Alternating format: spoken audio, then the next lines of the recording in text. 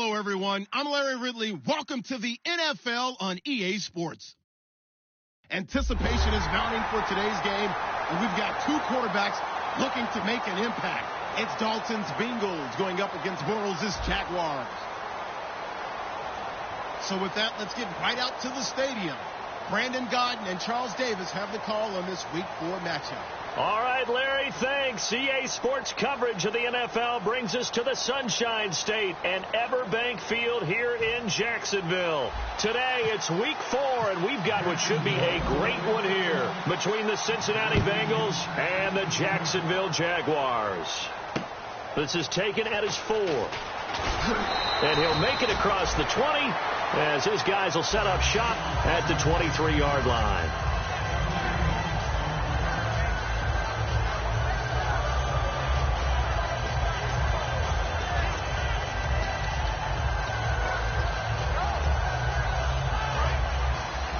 So the D-line's going to spread out. They come up in an offset eye. So Dalton now. And he'll be grabbed from behind and slung down like a rag doll. Calais Campbell in there to get him for a loss of 5. Well, you don't usually get a sack from a nose tackle spot, but we got one there. No, we don't. And a lot of the times in passing situations, they end up off the field anyway. So how happy was he to work his way back to the quarterback?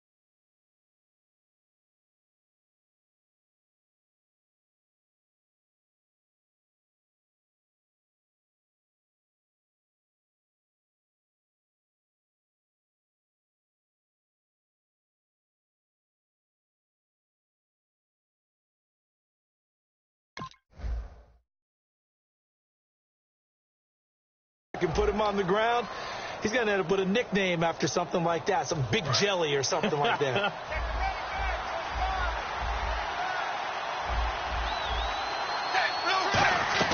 It's second down. Dalton looking. Quick hitter here. It's complete. 4 yards on the completion, and it sets up a third down. First drive for this offense today, and our first chance to get a look at Tyler Eifert. And he's part of the new wave of tight ends in the NFL. They use them in every position, sometimes even by themselves as a wide receiver. 3 and out, a real danger here on their opening drive as they come up on a 3rd and 12.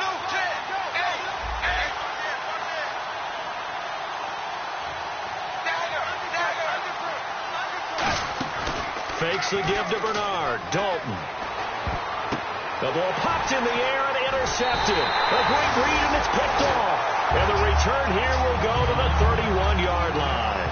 Bortles was accident-prone last year, led the league with 18 picks and an early pick here. And you know he spent a lot of time in the offseason working on this, thinking about it. It's not that he's not going to throw any. They just hope that that number gets cut down significantly. Bortles now to throw. And this is intercepted, but they'll say out of bounds. So very close to a turnover there in the end zone.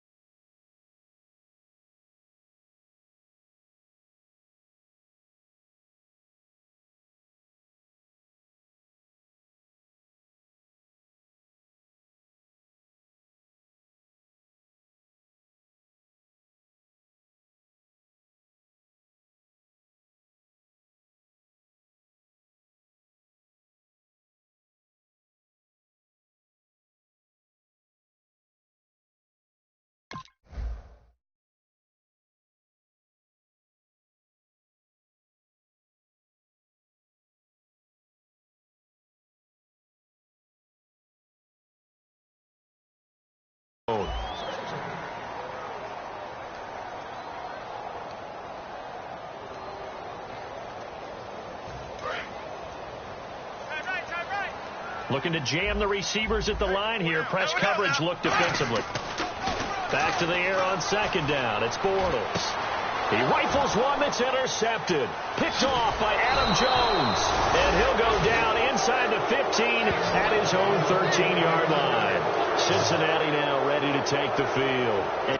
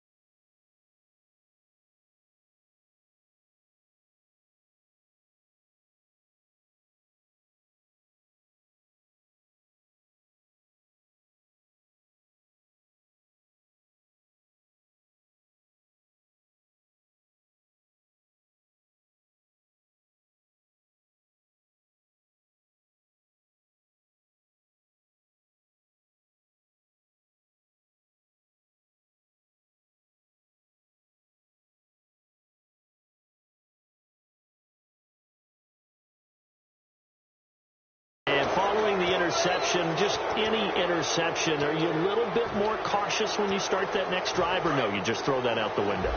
I think you are. I don't think that there's any way you can run back out there and go, totally didn't affect me. Let's just go ahead and be loose with the football again. You're going to take care of it, but you have to be careful about being too cautious because now you can't run any offense at all. Still want to attack. We'll see how they attack them here. And this Jacksonville Jaguar defense, Charles, they have a lot riding on the youngster Jalen Ramsey. As you well know, he was my #1 player coming out of the 2016 draft. I loved his versatility. The big question mark, is he enough of a ball hawk? Didn't have very many interceptions. Jaguar pressure and a Jaguar sack. Telvin Smith able to drop him for a loss of 4. Great job defensively. I think he was trying to go through his progressions, find someone to get rid of the football. Before he knew it, he was on his back. So that just brings us right back to what you said in the beginning. A great job defensively. Nowhere to go with the football. That led to the sack. And defensively, it's a nickel formation here on 3rd down and 9. And incomplete. The contact made the ball roam free and brings up 4th down. We know it's not an easy job to go out and catch passes when people are trying to tackle you and knock the ball away. But the bottom line is, that's a pass he's got to have and a pass he should have caught. So on is the lefty, Kevin Huber, to kick it away for the Bengals here on 4th down.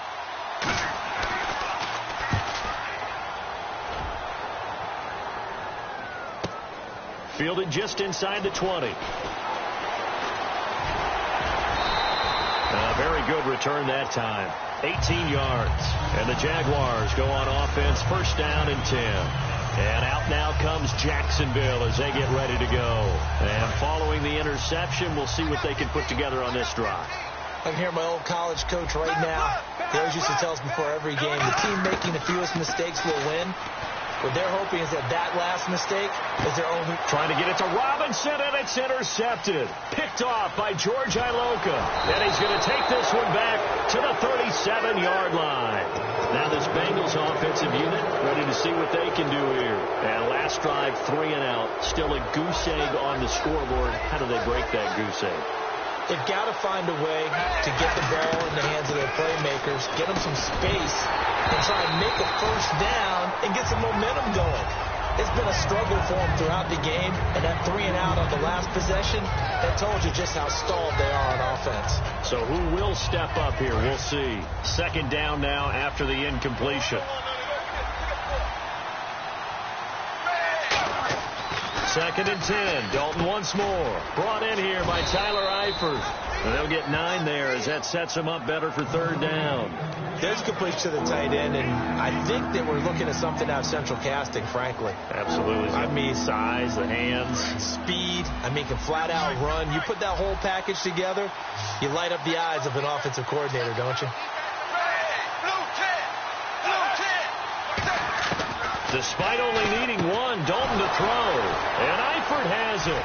And he'll be out of bounds, able to take it down to the 40. They get 14 yards there and a first down. I know exactly what's going to be said about that play from the defensive perspective. What's that? That's why I tell all you guys we need more than one tackler to the ball. He broke the first tackle. Luckily enough, there were more people there to get him down. Here's Dalton. And no escaping this time as he'll go down. They got him for a sack. You know, on these types of plays, we're always looking to assess blame. Okay, where did it break down? Sometimes it's just a great play. And some changes here as the D-line separates some. Second down, Dalton. Green's got it over the middle. And all the way in for a Cincinnati score. A.J. Green, his 4th touchdown on the year. And the Bengals are going to take a first-quarter lead. And he's got it to make it 7-0 Bengals.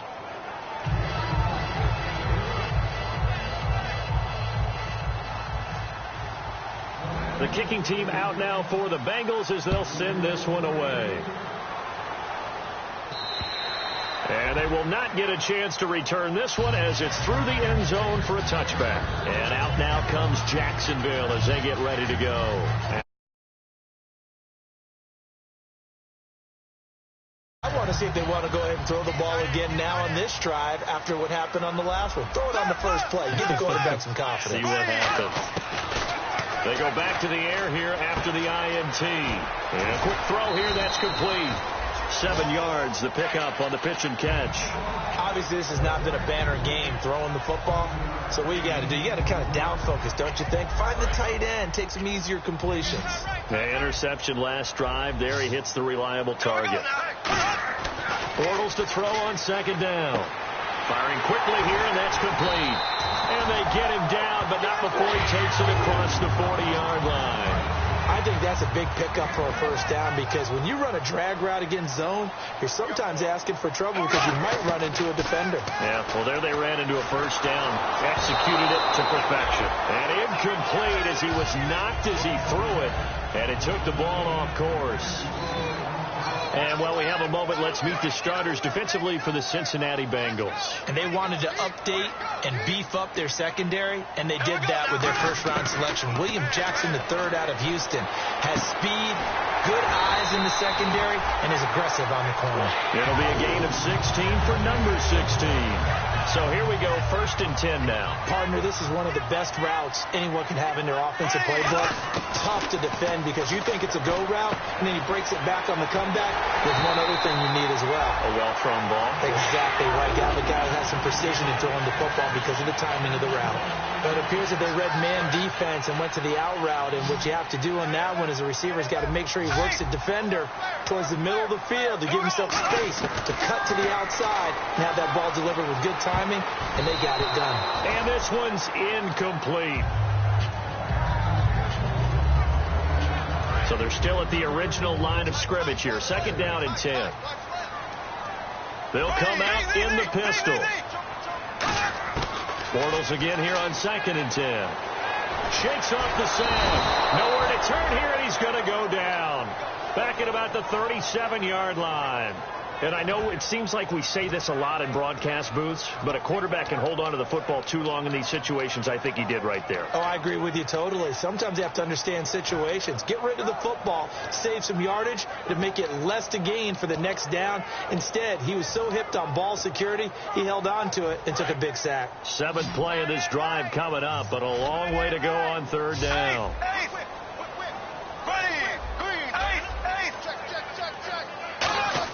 On 3rd and long, it's Bortles. And he's got his man out of the backfield. That's complete. A good pickup there at 22. Well, clearly one of his advantages as a passer is his height. Sit back in the pocket, fired over the middle. That makes things tougher defensively, doesn't it? It really does, because your goal is to move the quarterback off his initial spot when he gets his drop back completed.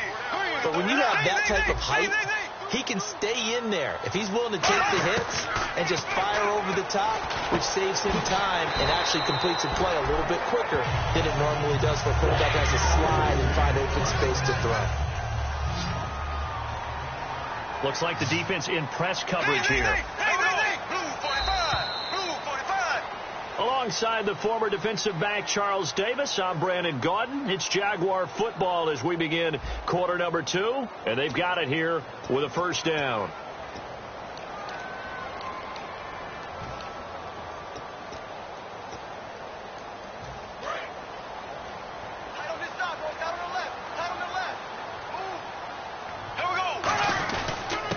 They'll give it to him right up the gut. Only a yard that time, 2nd and goal.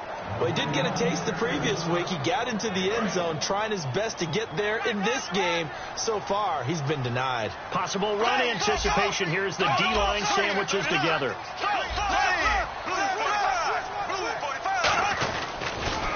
Now they'll run it on the toss. And he'll take this into the end zone. Touchdown, Jacksonville. A great play there. His 3rd touchdown now on the year. And the Jaguars are within an extra point of tying this one up. Jason Myers now for the extra point. It's good, and we're all tied at 7 apiece.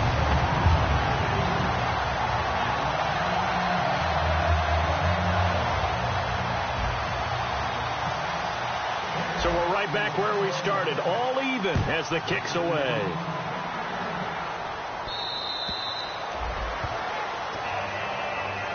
The Bengal offense now gets set to head back out onto the field. And they were able to punch it in the end zone last time. They'll be looking to do that again here for the defense. Obviously, they'll be looking to stop them from punching it back in the end zone. It always is punch-counter-punch, isn't it? And which team has the advantage? Well, let's just go back. Last time on offense, they rolled downfield, got into a good rhythm. You can see a little more bounce in and out of the huddle. You can see the sideline really get into the game. So defensively, you're thinking to yourself, how do we take that away from them? How do we get the advantage back? Let's see what they come up with. I think pressure is always the first way to go. You love pressure. I love it. We'll see if they dial it up this drive. Dalton throwing on 2nd down. He gets this one to Boyd. It's a 10-yard pickup, and it moves the chains. A little football 101 there. You just see the receiver try to run down the defender, meaning he goes right at him and really trying to move him a little bit towards the center of the field so he can put his foot in the ground and break to the out, to the sideline, and make a catch.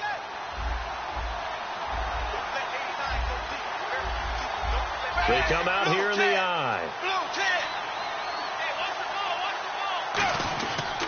Dalton gives to Bernard.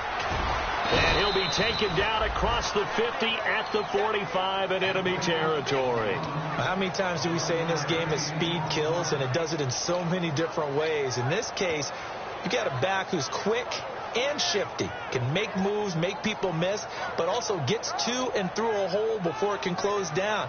That's some of the benefits of that speed, not just outrunning people in the secondary, and that led to a really nice gain.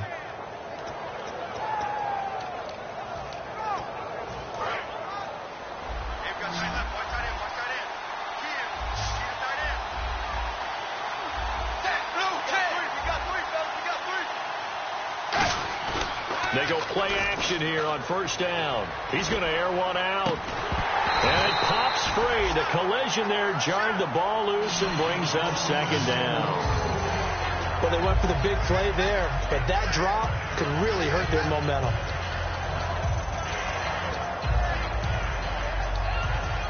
Second down following the incompletion.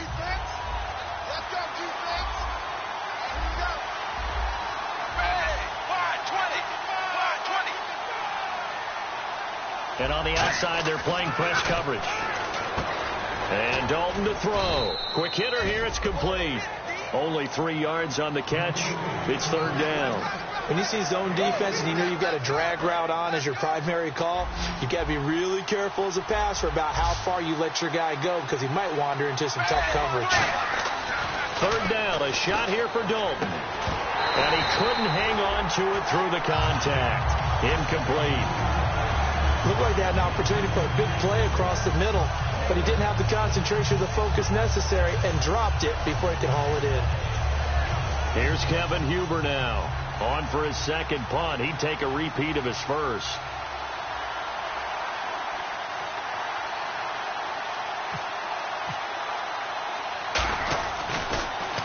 He gets this one away, and boy, it's another boomer. And that is much too long. That's into the end zone for a touchback. The Jaguars offense now heads back onto the field. And that last drive, a long drive, but not just that. They had a great air attack going. Do they stick with that? I would think that they would, because if they were confident enough to do it on the last drive, starting backed up in their own territory, why would you change anything? They've got to be confident about what they're presenting and continue to do so. Yeah, because the secondary, they really look clueless. And that was amazing because that drive went and went, no adjustments, and no big plays by the defense to knock the ball away. Here we go now. Green 90. Green 90. They'll give it to him right up the gut. And he's able to plow forward up to about the 29, just shy of the 30. That's going to be a 6-yard gain. It leaves him with third down and just a yard to go. And once again, leverage wins. The offensive line, lower than the defensive front. They moved them and found some good space for the guy carrying the ball.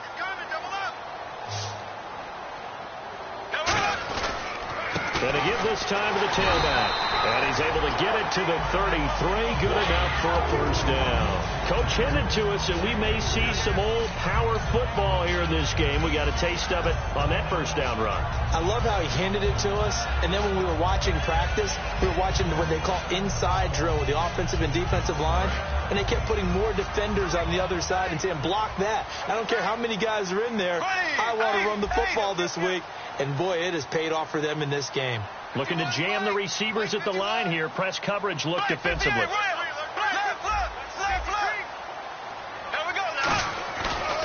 And they'll try the ground game here with the running back. Officially no gain on the play, and it's second down. Looked like he was trying to bounce it outside, but no success. Yeah, sometimes you got to just figure out where you're going to go, and sometimes you just have to take it to another spot. And trying to get it outside, the defensive pursuit was there and just ran him down. Now they'll throw it. Bortles. Throwing left side here, and it's complete.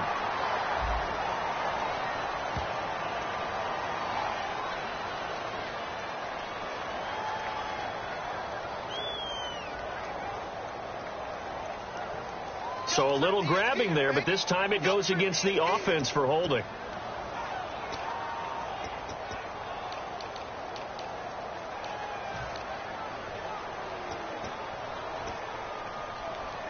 And the 2-minute warning lurking. This will probably be the last play before we hit it. Yeah, they want to get themselves in position to score in this last shot before the clock hits. 2 minutes to play in a tightly contested first half. Back with more from Jacksonville. Don't go anywhere. We'll be back after this.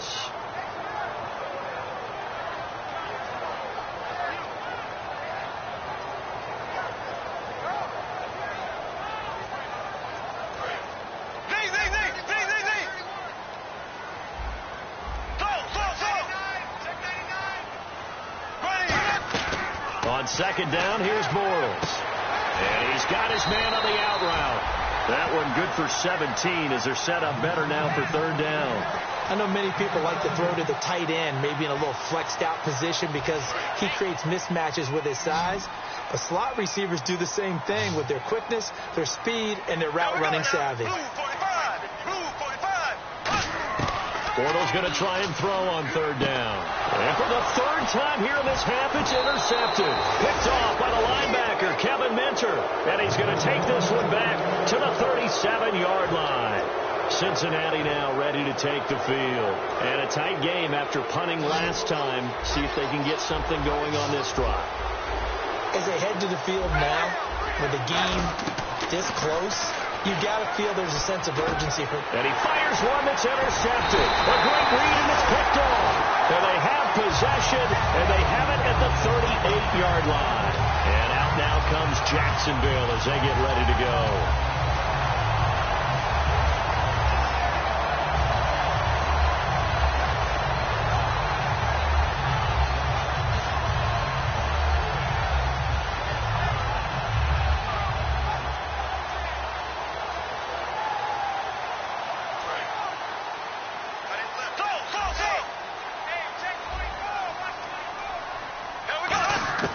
Trying to shake off the interception from the last drive. He'll look to throw. He couldn't quite hold it. Got hit. Ball pops out. Incomplete. timing's crucial in any route thrown, but when you throw an out, so many things are going through the mind of the receiver. Catching the ball, timing it up with the quarterback. Are my feet going to get down inbounds? On that play, all those things going through his head might have caused him to drop it. Now Bortles, and that is incomplete.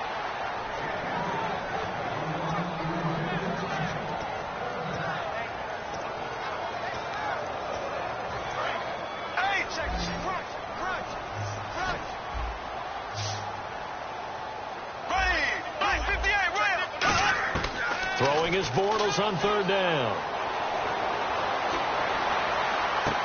And he's got his man in stride, complete.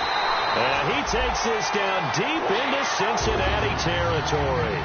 Well, even after all those interceptions, he's not deterred, still confident to go deep at work there. I think all the old rules about playing that position still apply.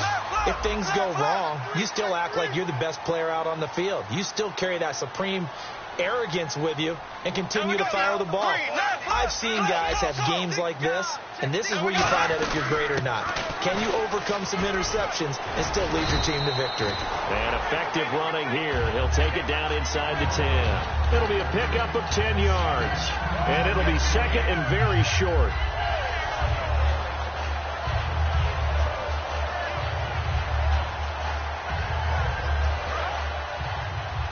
Shipped together here from the D-line. They'll run it now out of the gun. And he'll be brought down this time at the 5-yard line. It's a 3-yard pickup, and that sets up a first and goal. And now they're in the hurry-up. So now it's first and goal. It's a gain of a yard, and it'll set up second and goal. Now whistles come in. We're going to get a timeout here by the offense. It's just their first, so they'll have 2 remaining here before we get to halftime.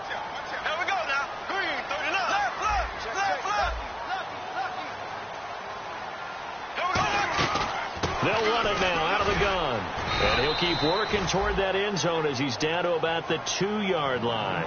Now hold everything here. We're going to get a timeout by the offense. So that means they're down to 1 remaining here as we head toward halftime. The line of scrimmage is the 2 here on third and goal.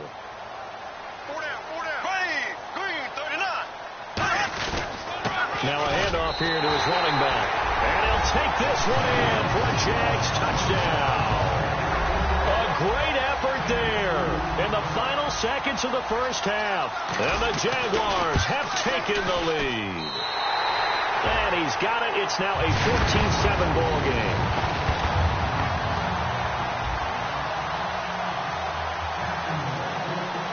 After the touchdown, here's Myers to boot it away.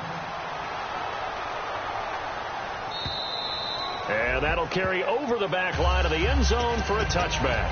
So now the Bengal offensive unit back out onto the field. And from this spot in the field with the clock where it's at, you think we're just going to see a knee and that's it? And I think in this situation, that's the proper play. But we do know there's some risk takers out there that may want to take one more shot before the clock runs out. And he's going to go down. Couldn't get a throw off with the pressure. Maybe that was for the best, as that brings us to the end of this first half of play. Both teams appear ready for the fight ahead, and we resume action here in quarter number 3. And this will not be returnable. It's out of the back of the end zone for a touchback. Out come the Jaguars now as they'll go on offense first here in this third quarter. They have the lead now. They'll be looking for some separation here as we begin the third quarter. I like the way you term that, because now I think they go a little bit deeper into their playbook. They like what they did in the first half. That worked okay.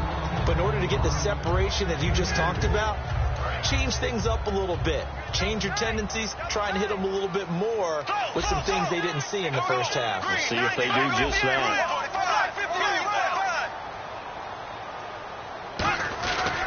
And on the ground they go with a running back. And he gets this one just shy of the 40. They'll mark him down at the 39. They give him 13 yards there on the play and a fresh set of downs. Sometimes it's hard to believe, but There are times this game is about patience, isn't it? Has had the game he expected, but that run there, that may get him going. I was just going to say, maybe that gives him a little juice, because you're right, he struggled, especially in that first half. Yeah, and I know the great ones always think to themselves, just hang in there. I'm just one big carry away from busting this open. That's a good start for him.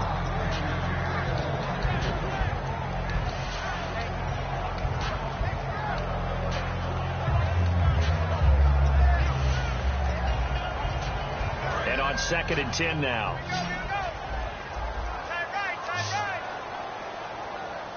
Here we go now. Green, 90. Go. Back to the air on 2nd down. It's Bortles. And he comes back with one complete.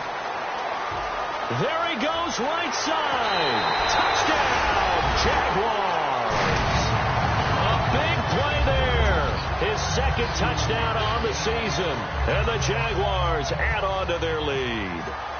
When they drew that up, I don't think they envisioned it ending in a house call, but he got it and took it all the way home. Really impressive run after the catch, wasn't it? That was really special by him. But let's face it, in today's NFL, those tight ends are often former wide receivers or maybe even sometimes bigger running backs. They just put them in a position to get a great matchup and make plays like that. And they're going to wind up with pretty good starting field position as they get it up past the 35. So here are the Bengals now as they get their first possession of this second half. They're down in this game. A chance for the offense, though, to put something on the board, get some momentum here in half two.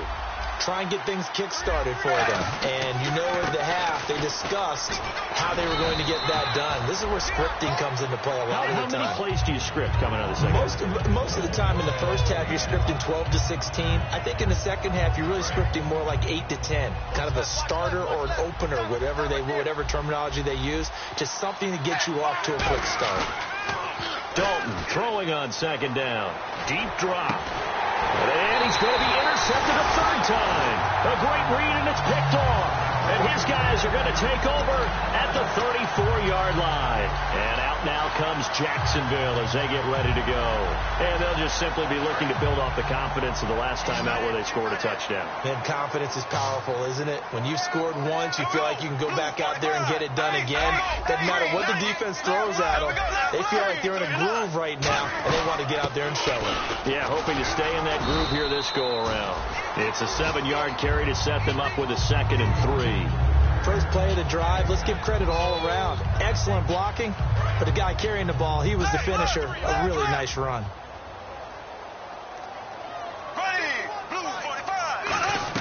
Bortles to throw on 2nd down. And a quick throw here, that's complete. And he is out of bounds on the other side of midfield. That one goes for 13 yards, and it moves its sticks. I like watching the wide receiver screen because it's a real teamwork play. Because guess what? The guy catching the ball, he'll get all the credit. But how about the people up to block in front of him, either fellow receivers or offensive linemen? That makes that play a really nice timing play, and sometimes it can break big. And he couldn't hang on. Would have been their 4th pick of the game. Instead, 2nd down. Looks like the defense in press coverage here. Well, an incomplete pass certainly doesn't look like a good play.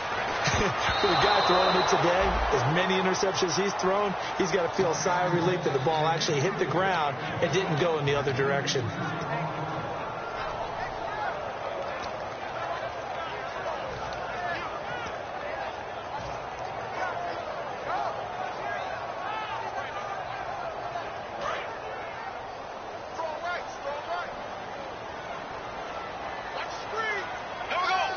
They'll send a receiver in motion to the right.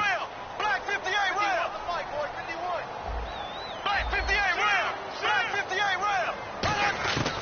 Again, it's Bortles.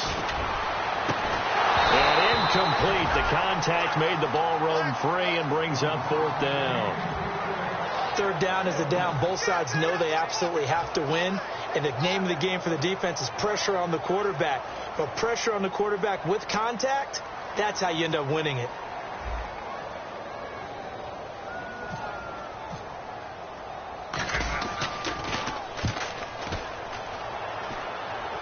And this will be up to the ruling of the side judge here. He says it crossed out of bounds at the 16-yard line. So the Bengals getting set to go.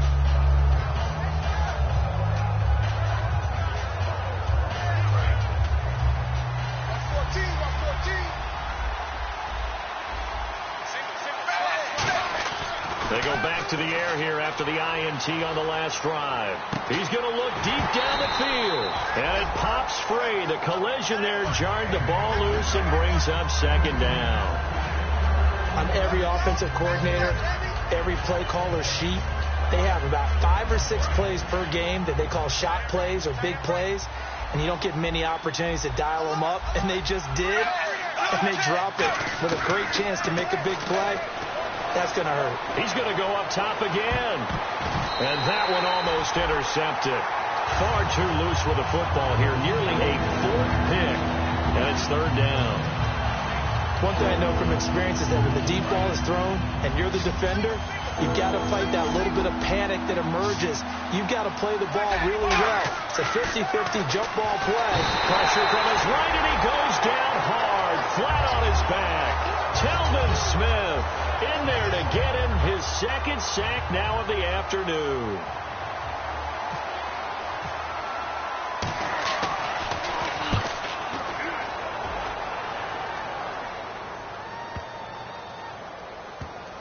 That's fielded at the 8-yard line.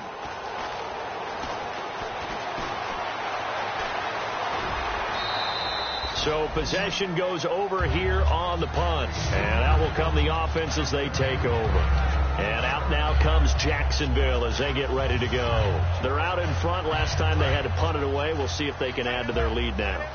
They don't want to go out and punt it away again. This team now wants to get a cushion, put people away. They want to run their offense and have it end up in the end zone.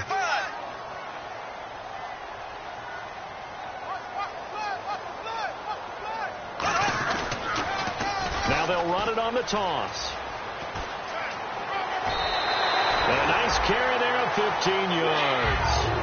There's no doubt that his size is a factor, but I've seen a lot of big running backs in the league not have that kind of impact because they don't run like a big back should. Get behind their pads, as they like to say, lower center of gravity, and knock people backwards. Sometimes they run too upright and take too many hits. Not this guy. He knows how to get low, break tackles, and gain additional yardage. Middle of the field, it's Robinson. And he's going to get this all the way down inside the 35. A good pickup there, 26 yards. Well, we know he's got the speed there. He needed the speed and the hands. A great catch. And because of that speed, you have to respect it as a defender. So you have to either play off or make sure you're somehow in contact with him. And he's able to do exactly what you said. Use the speed to his advantage and go up and get the football. That's a big-time play right there. Second down now after the pass completion. And that's one of his advantages of a passer, is now with his height, setting back there in the pocket, firing it over the middle, he can really see everything clearly. It is, and I know that other quarterbacks get it done different ways, all right? You don't have to be his height to make a great play. But what he does is he takes away having to make those slide steps in the pocket to find angles to throw the ball through. He just goes right over the top of it because he can see everything. And sometimes that saves time and gets the ball to a receiver quicker. So the run moves the chains, and here we go on first down. I don't know about you, but that almost felt like old-time football there. 3rd and 2 is not necessarily just a running down anymore. A lot of times they want to throw the ball. They went back to the roots and powered forward and got the first down. And third quarter here, you've got the lead. This is where that strong run game can really benefit you. Stayed in bounds there, kept the clock going. I like all the points you just made there. And if you throw the football and it's incomplete, now you stop the clock, and you've helped out the guys on the other side of the ball. So keep it in the hands of those runners, keep moving it, keep grinding clock. There are so many times during camp and practice that you get bored as a player doing regular drills. But how about that shed and skate drill right there by the linebacker? You do it each and every day. Get the blocker away and get into the backfield and make a big-time tackle. That's what we just saw. And his pass is intercepted for the 4th time today. Picked off by the linebacker, Vontaze Burfict. And he'll get it all the way down inside the 35-yard line. The Bengals offense now, they head back onto the field. And on the last go-around, they really couldn't get anything going. They had to punt from deep inside their own territory, which means you're going to lose the field position battle as a general rule. What they're looking for now is a little more consistency, move the ball at least a few times on offense, get a couple of first downs, and hopefully flip the field. Yeah, just something to build off of. That's what they're looking for here.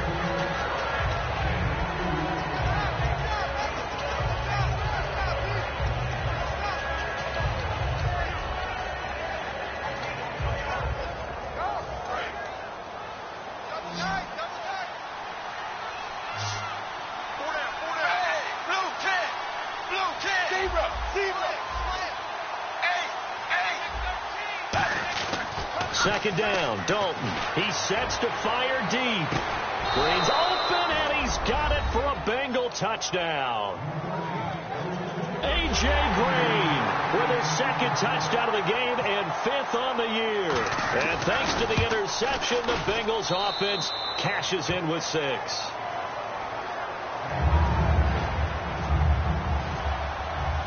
Set now to kick this one away, and off it goes. And this will be a touchback as that sails over the inline. And out now comes Jacksonville as they get ready to go. Looked like they had something going last drive. Then the interception happened. Will they recover? The memory they need to keep with them is that they did have something going. They were moving the ball on offense, had a nice sequence going. Don't worry about the other part. You can't get that back. Let's go back to what you were doing well before. I thought you were going to say they need to have no memory, but remember the good part, forget the bad. I like that even better.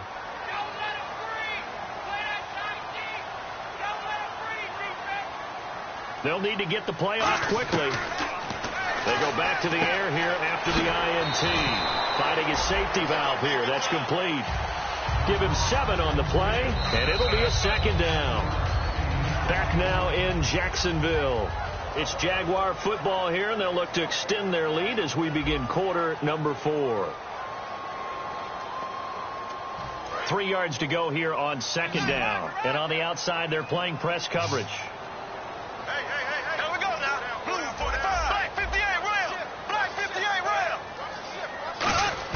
On second down, here's Bortles. He's going to loft one deep left side here. And incomplete there. A nice hit. Jars the ball free and brings up third down.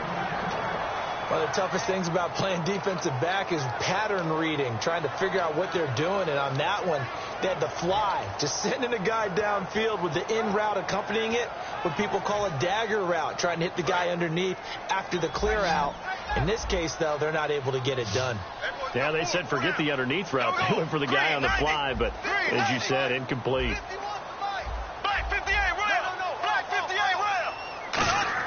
Bortles going to try and throw on third down. And he couldn't hang on to it through the contact. Incomplete. Oh, man, for him to be that wide open and drop it.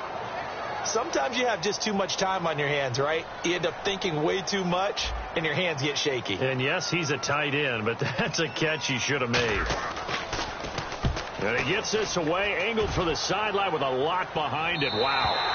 That one sails out of bounds. The side judge will walk it off. And he says it went out of bounds at the 9-yard line. Nice punt. Cincinnati now ready to take the field. And they're hoping to capture some of that magic they had last time out when they were able to put together a scoring drive. But they're still down here, Charles. Not the major concern, though, because of what you talked about. They scored the last time out. They feel good about themselves. They feel like their game plan is now in effect.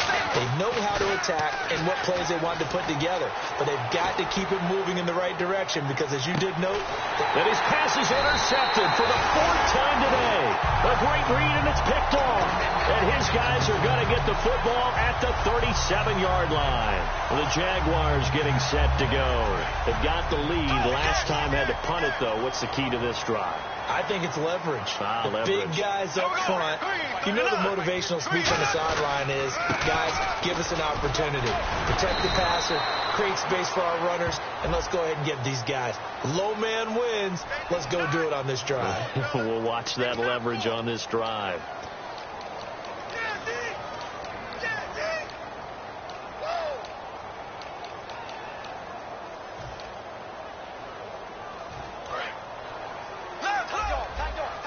Looking to jam the receivers at the line here. Press coverage look defensively. Throwing is Bortles. Firing quickly here, and that's complete. And he's going to get this down to the 35-yard line. A pickup there of 36. And the Jags are going to have a first down.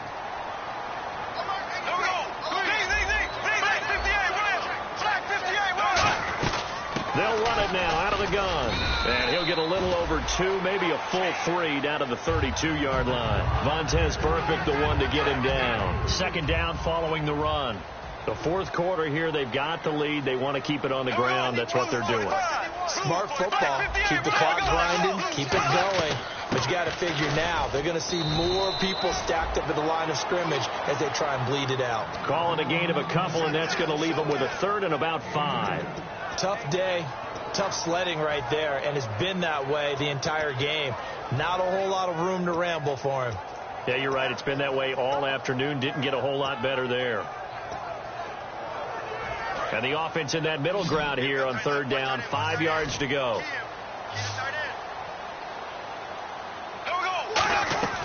Throwing now is Bortles.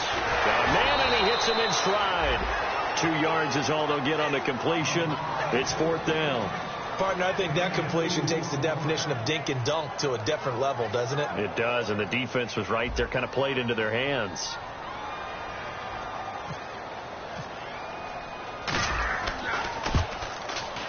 And this one is right down Broadway. And that will push the lead up to double digits now at 10. So a big one there as that gives them a little cushion. And you know, here in the fourth quarter, the fact that they were able to bleed some time off the clock and put points on the board, even if it's only 3, that could turn out to be the drive that ultimately wins them the game. Now the Cincinnati offense ready to see what they can do here. And last time, 1 play interception, so this offense, they should be fresh. That's a good way of putting it. And I can't wait to see what they decide to do with play calling, because a 1-play drive where you throw an interception, a lot of people think the very next time out, run the football, don't give them a chance. That's caught inside the 20. A big play there for Cincinnati. 56 yards. Fresh set of downs here. A great job pulling that one in from a guy, as we know, who can really blaze. He's got a lot of speed. And that speed can work for him so many different ways. Sometimes he just takes off and goes and just runs past people. Sometimes you get people to back off so far that you can catch everything underneath. But still, at some point in the game... Oh, no, he lost the football. On plays like this where the ball comes free, it's often unusual for the team that lost it to get it back. Because this is the quarterback. The ball gets away from him. Everyone else is trying to execute what they're supposed to do on offense. They're usually looking in the other direction, downfield, or moved away from it. In this case, though, the teammate is able to come up with the ball. If you're a defender, one of the fun things about playing zone defenses, especially in today's football, is that it's not as static as it was in the good old days, meaning you just drop to a point and react into the football. Now you end up with a lot of man-to-man principles once you get into your zone defense. In other words, get to your assignment and then locate a guy coming into your area, and then you end up covering him almost man for man. That allows him to make more plays on the football like the one we just saw there. Out comes the Jaguar offense now as they get set to take over. And they're not going to play this conservative, I don't think. They had the field goal last time, and they're up, but they're looking to put a drive in the end zone. Oh, I agree with you totally. No one goes out on the field and says, all right, let's just settle for 3 except in certain situations, trying to ice a game, that sort of deal. Most of the time, it's end zone, and that's what you're thinking, and I believe that's exactly what they're thinking as they begin this one. Yeah, no quarterback ever goes out there saying, hey, let's get 3, right? Not one that I've ever met. Looks like the defense in press coverage here. And in this situation with the lead fourth quarter, they're liking keeping the ball on the ground, I'm sure. That's just smart football, but you know the defense has to know it as well. They've got to stop them here. So now we're going to see that loading the box in a big way. 6, 7, 8, 9, whatever it's going to take, puts a little bit more pressure on your big offensive line. So they run it on second down. Now let's see what third down brings here for the offense.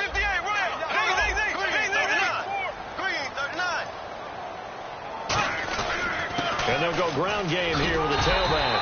And he's taken down at the 43, but not before picking up the first.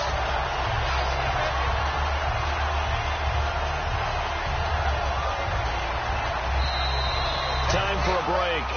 We'll come back and see this one out after this.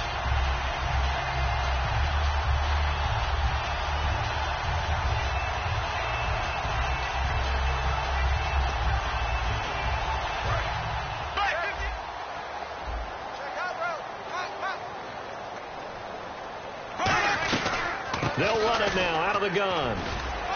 And he'll take this one across the 45 up to about the 46-yard line. A gain of 3, second down.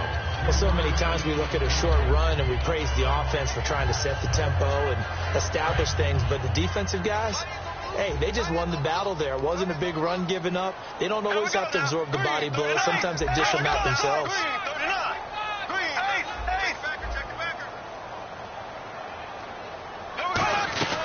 They'll run it now out of the gun.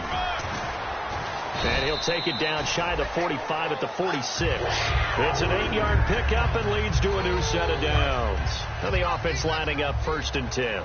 Yeah, another good run there. He's been such a big part of their success here this afternoon. And that last carry, it puts him over 100 yards now for the day. They'll run it now out of the gun. And for one of the few times here today, this run's not going to go anywhere. Call it no gain on the play, and it'll be 2nd down. Offense looking to avoid a 3rd and long. It's 2nd and 10. And on the outside, they're playing press coverage. Bortles going to throw here. And he whips that one incomplete there. Allen Robinson, the intended receiver. And it's 3rd down. Here comes the 7th play now of this drive as this is 3rd and 10.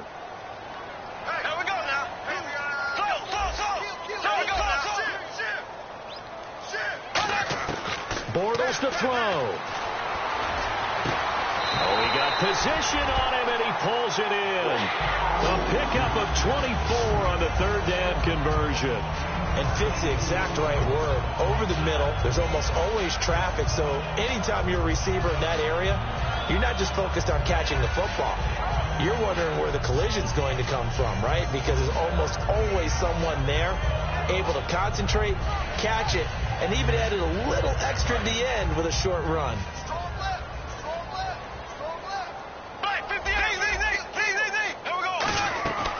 They'll run it now out of the gun. And they'll get him down right about the 20. 2 yards on the carry there, and it'll be 2nd down. That's a good play by the guys on the defensive side of the ball. Held them to a gain of 2. And that changes the playbook a little bit now for the guy calling plays. 2nd and 8. Now he's got to probably think about going to the air instead of maybe staying with the ground game. And for one of the few times here today, this run's not going to go anywhere. They'll get nothing out of that one, and it's going to lead to a 3rd down. And, Charles, I think when the schedule comes out, all teams, no matter where they're predicted to finish, talk about protecting your home turf. They were able to do that here in this one. Similar to a tennis match, right? Not letting them break your serve. That way you hold on to it. They got it done, and they feel very good about that victory. So for Jacksonville, they're on a nice early roll as they move to 3-1 with a win here. And they'll get to stay home again next week as the Seattle Seahawks come to town. Meanwhile, for Cincinnati, they'll sink now to 0-4. And they'll try again next week at home against New England.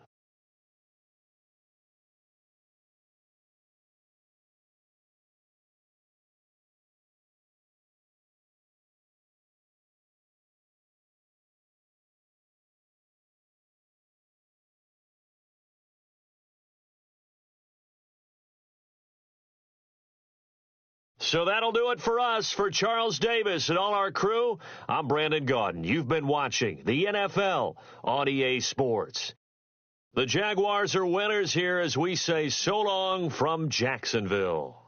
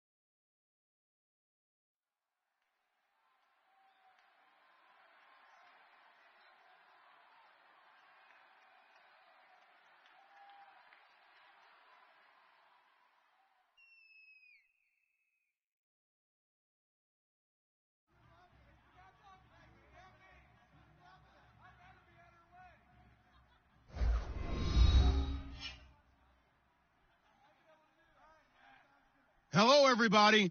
I'm Larry Ridley, and this is Madden 17 on EA Sports. We've got two teams here looking to find a way to win. It's the Colts coming in at 3-1, going up against the Bears, who come in at 2-2. With that, we'll send it over to Brandon Godden and Charles Davis. They've got the call in this Week 5 matchup. Thank you, Larry. We welcome you to the heart of the Hoosier State in the Circle City of Indianapolis, Indiana, at Lucas Oil Stadium. Today, we've got a good Week 5 matchup in store here between the Chicago Bears and the Indianapolis Colts. And the decision to bring it out is going to cost him about 7 yards all told as he's taken down back shy of the 20.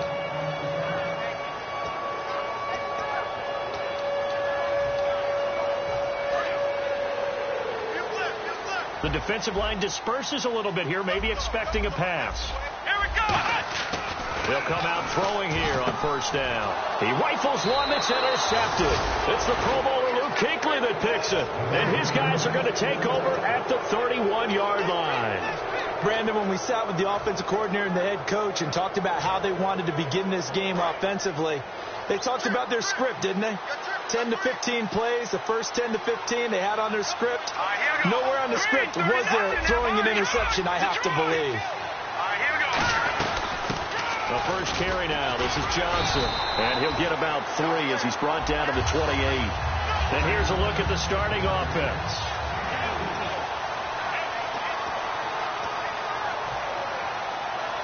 Now it's 2nd and 7.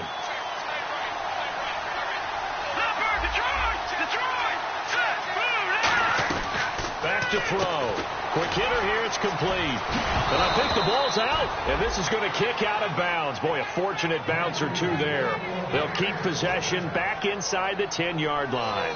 I don't know about you, but I could hear and feel the sigh of relief all the way up here in our booth. That was palpable. The sideline, the friend there. No doubt about it. Ball goes over the sideline, able to retain possession, no turnover. I know his coaches are screaming, just hang on to the ball, man. 7 yards on the pickup there, and it'll leave him with a 2nd and 3. Some runs are blocked so well, you almost forget that someone has to carry the ball to gain the yardage. The leverage by the offensive line to create space up front, really well done.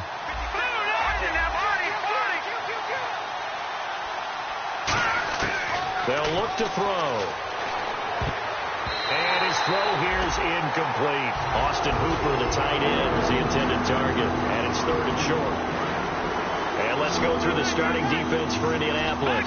Calvin fires exactly what you're looking for in a safety who polices the middle of the field. And on 3rd down, the Colts have added an extra defensive back.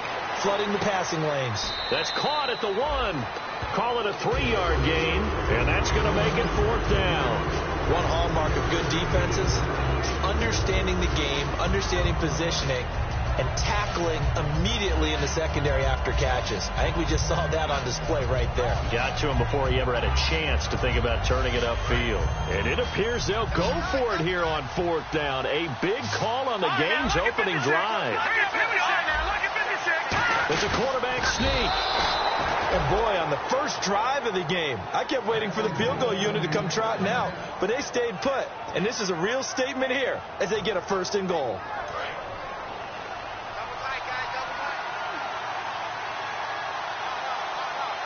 A fresh set of downs, and they're at the 1. 1st and goal. And he'll get into the end zone. Touchdown, Chicago. David Johnson, his 3rd touchdown now on the year. And the Bears have taken the early lead.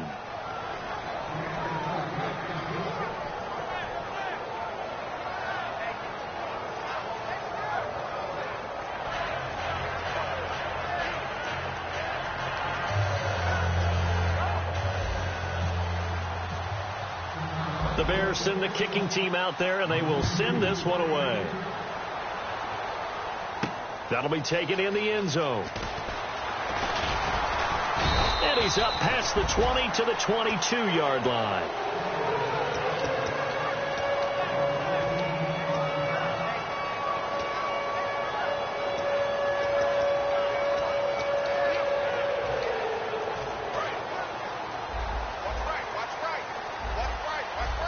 They'll put 2 receivers left, 2 to the right.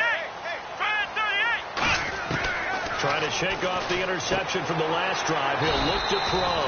This one grabbed by A.J. Green. Give him 11 yards that time and a new set of downs. Offense comes to the line now, 1st and 10. Let's go.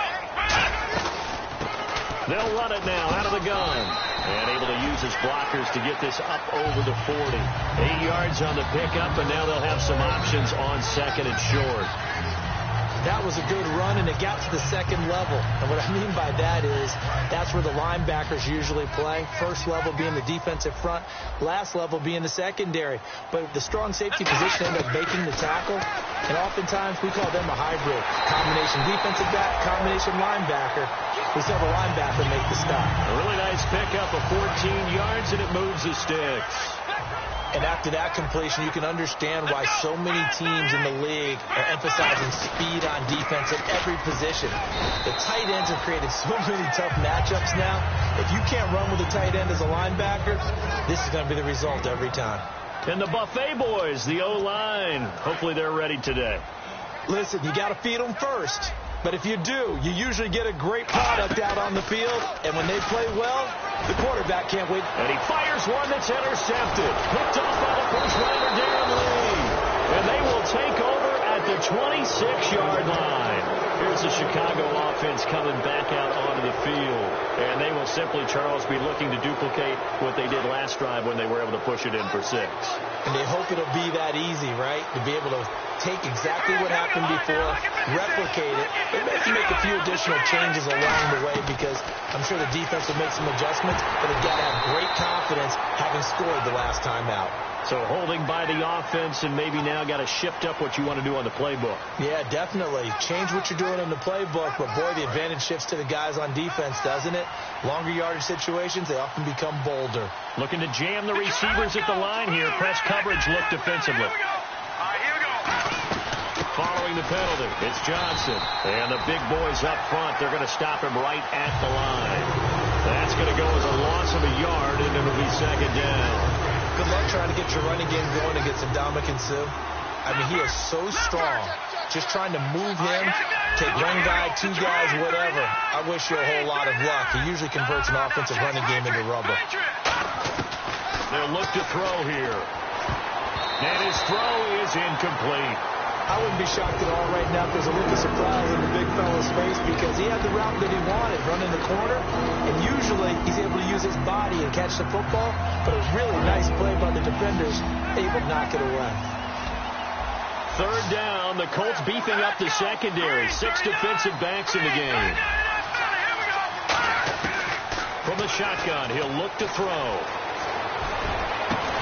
Looking for strong, and it's intercepted. A great read, and it's picked off. And they will set up shop in enemy territory at the 42-yard line. And the Colts offensive unit ready to see what they can do here. And 2 interceptions already here in this first half. That's got to affect him a little bit, right? He's got to be thinking about it. He's got to be thinking about it, but most of the good ones, they find a way to put it aside. They're not happy about it by any stretch of the imagination. They find a way to put it aside and continue to play their game. Can he put it aside? Let's find out.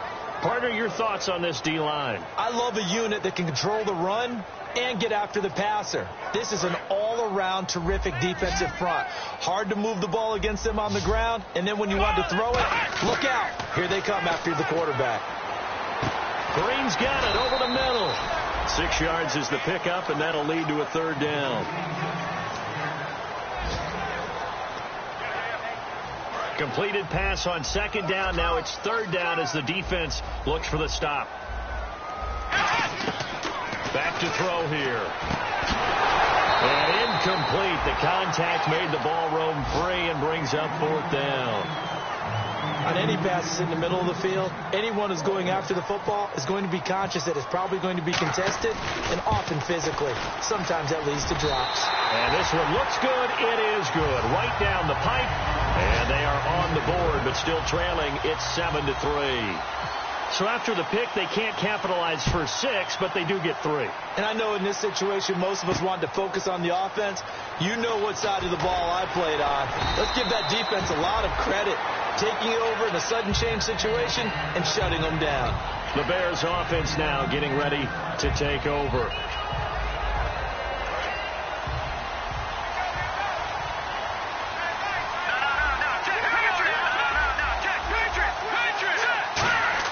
Trying to shake off the interception. He'll look to throw.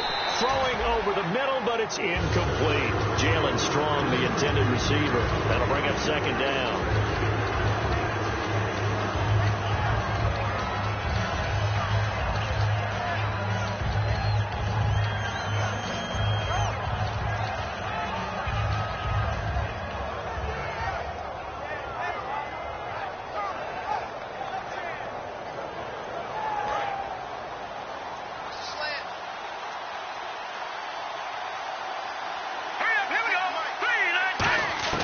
He'll try again with the arm here on second down. Over the middle to Smith. And a nice gain at 21 yards. Brandon Garden, Charles Davis back with you as it's Bears football here to begin quarter number 2. And they've got it here with a first down.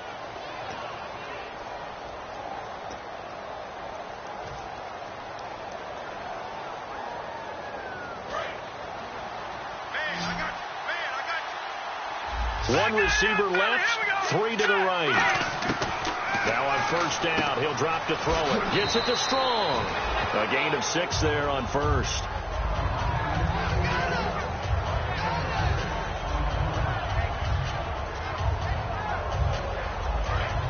Looks like the defense in press coverage here.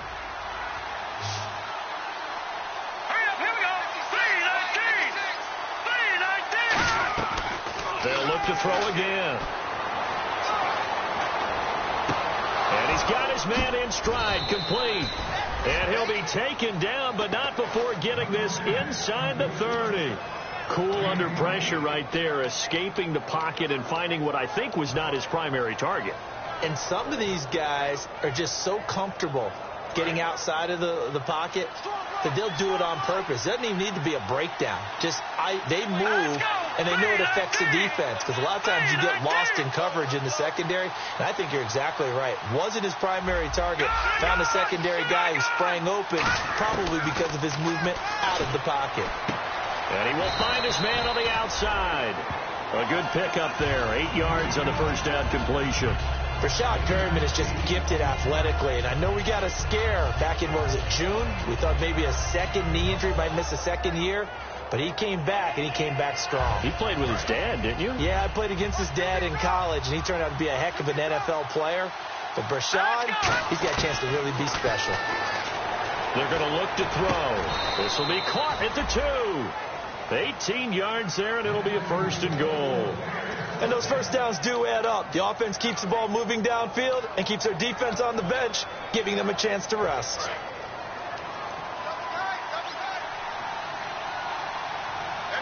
They come out with 1 back and 3 tight ends. First and goal from the 1 as they look. And he's into the end zone. Touchdown, Bears. David Johnson with his second touchdown of the game, 4th of the year. And the Bears will add on to their lead.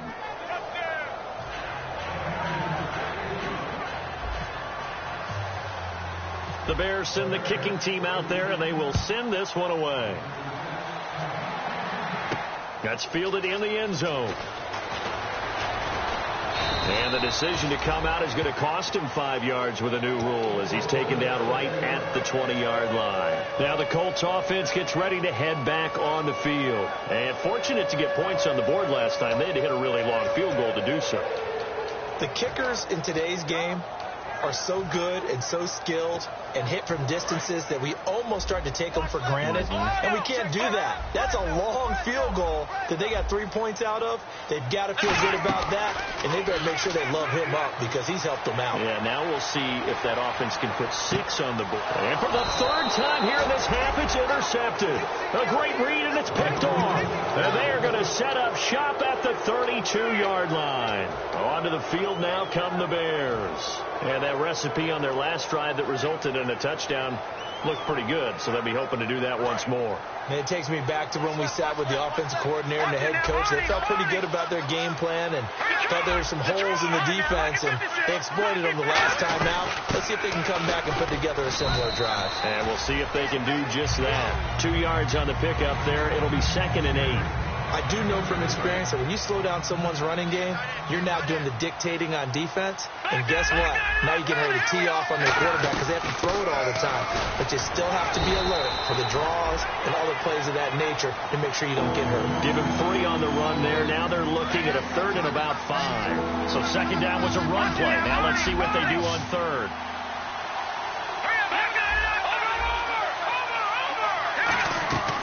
They'll look to throw here. Got a man, and he hits him in stride. And he gets this one across midfield for the first down to the 46. 17 yards on the pickup there. The drive will continue. It's a first down. First down and 10 now for the offensive group.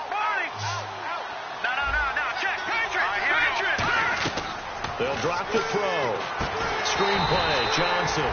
And he is going to lose yardage here.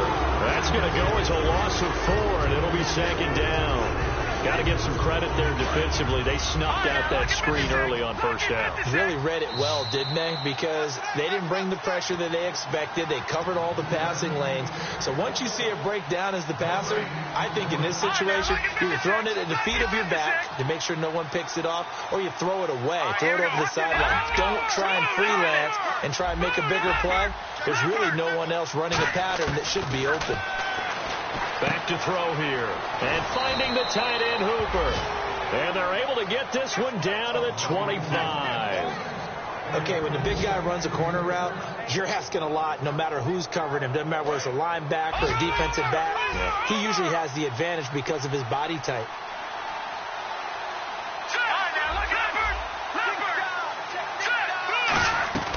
They'll look to throw here on first down. And a quick throw here, that's complete. 7 yards, the pickup on the pitch and catch. Offense staying ahead of the chains here, 2nd and 3.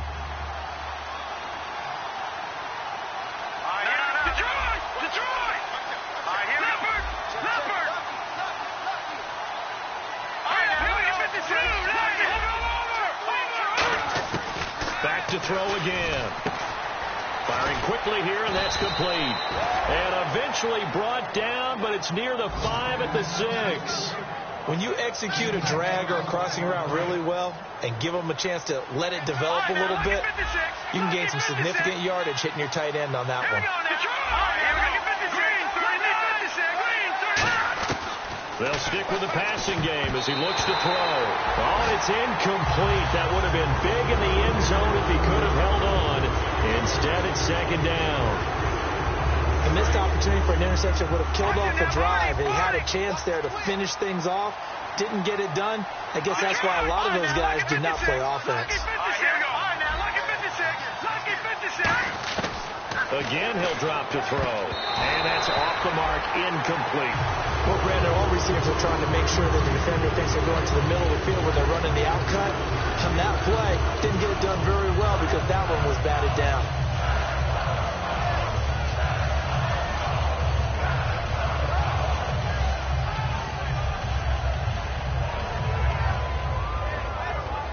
So they're coming up here on the 9th play of the drive, and it's 3rd and goal. It's a 5-receiver set, 3 to the left, 2 to the right. He'll drop to throw. Into double coverage, and it's intercepted. Picked by T.J. Green, the rookie safety. And a big turnover there as his guys will get the football back. And now Indianapolis set to take the field. And what do you think goes on here in this situation? If you got the football, you're trailing, you're back in your own territory with just a little time. Do you try something? You're thinking about jump-starting your team, right? You just mentioned it. They're down. They're trying to get back into the game. But you got to figure if something goes wrong, you may have put yourself in a spot where you may not be able to come back in the second half. Managing risk is a big decision here. In the middle of the field, he's got Nelson. So the offense has it 1st and 10.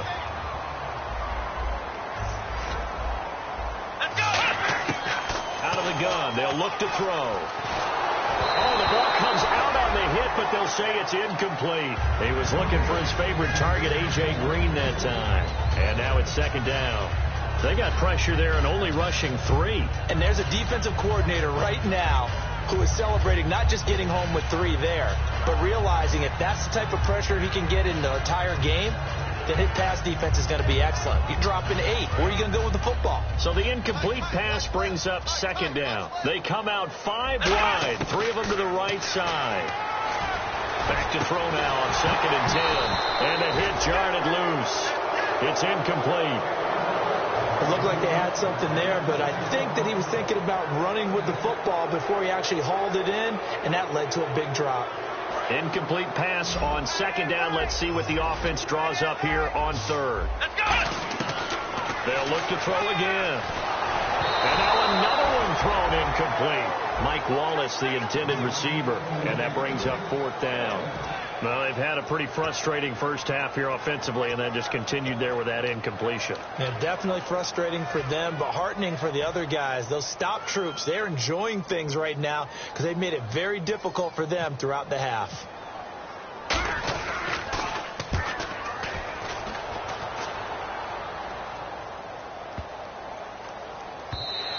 And that hits at the 6 and carries into the end zone for a touchback. Now the Bears offense ready to take over again. And the ball backed way up. So thinking with this amount of time on the clock, probably just sit on it, and we'll see these two teams go to the lockers. Yeah, I don't think you want to overthink it in this situation. Either side of the ball. Just go ahead and finish up the half and get on out and talk about it.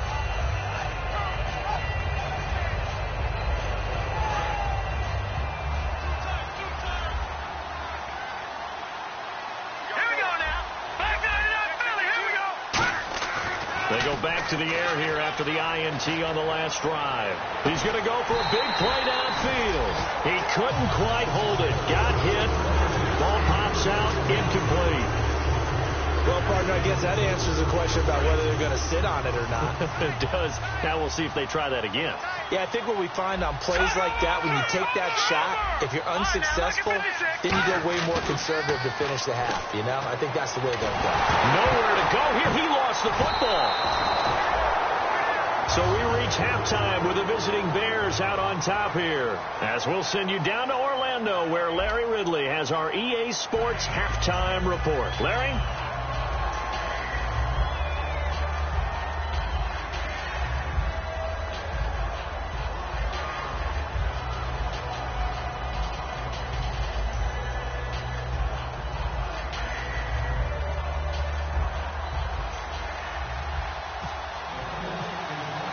So both teams have their marching orders, and we'll get going again here in quarter number 3.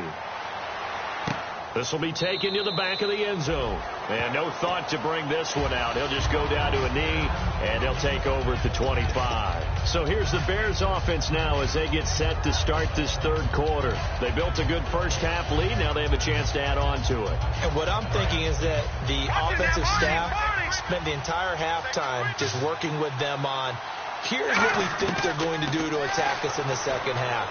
Nice first half that we've had, guys, but be prepared for some change-ups. We're going to see them when we kick it off in the second half. See how they handle any adjustments that might be made defensively.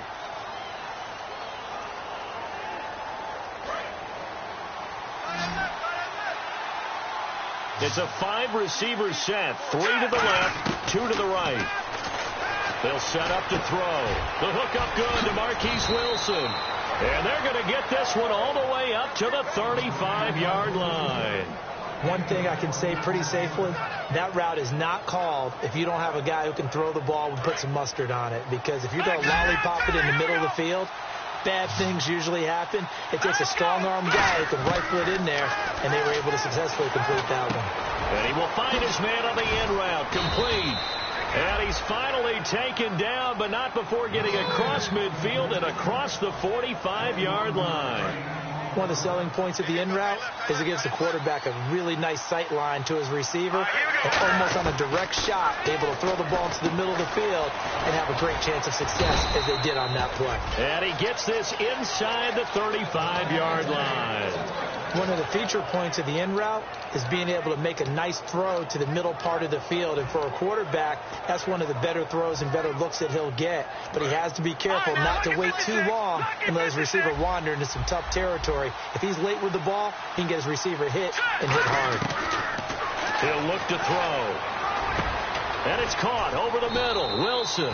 And he's brought down, but not before reaching the 8-yard line. So after that big play, let's see if they can catch their defense maybe on their heels. Let's go. Back to throw again. Sideline throw, it's complete. And a nice job there of keeping the toes inbounds. He's been a busy man here in this one, and they're showing off some nice footwork to stay in bounds. And with those types of catches and the volume that we've seen in this game, wouldn't you keep him busy as well? I would. Of course. You got to keep throwing it to him. He keeps making plays. Call it a 1-yard gain on the play, and that is going to set up 3rd and goal. And they're going to hurry back to the line now. They'll look to throw here. His pass caught at the 4. He lost 2, and it brings up 4th. Now we've got a field goal coming up here for Chicago. From the right hash here, should be an easy one. When you throw it this close to the goal line, usually you're thinking touchdown. Here they actually complete it but lose yardage. When you're this close to the goal line, you have to anticipate that maybe you're going to see a defense that you can make a case that there's 11 in the box. There's just no room. So I'm with you. You've got to find a way to push things downfield a little bit. Any type of space is better than what we just saw there. And that end result, not one that's satisfactory to them. Now we take a glance at the offense as they work their way back out for their first possession of the second half. They trail offense, first time to touch the ball in quarter 3, and we'll see what they can do. And I can't wait to see what they have planned, because some teams script to start a half. Other teams just go, okay, these are the sequence of plays we want to run. These things worked well for us. And sometimes they throw in that big chunk play right away. Shocker. Try and get after them early and try and create a big play to give themselves some momentum. See what they have up their sleeve. A very solid gain of 27. They've been struggling in the passing game. Do you like the aggressiveness there? I mean, it worked on that play, but do you like it? I do, because a lot of the time you're struggling because your passing lanes are clogged. And that is caught. Touchdown, Indianapolis. Their dangerous wide receiver with his first career NFL touchdown. And the Colts have got it back to a 1-score game.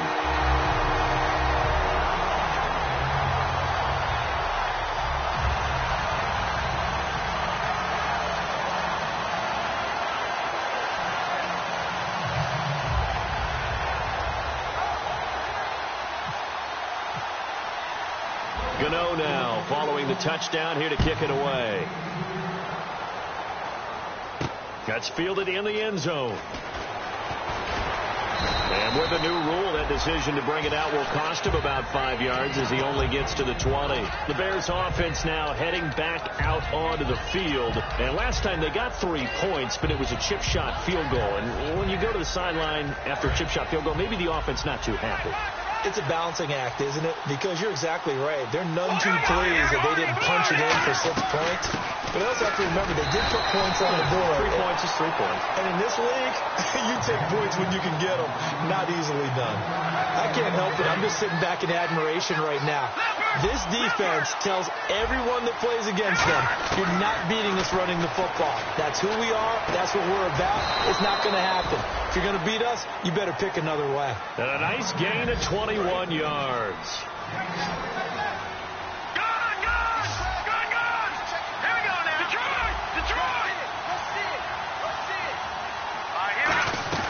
A first down carry here for Johnson. And he's got this one just across midfield to the 49. Just what you want on a first down run. Call it 8 yards.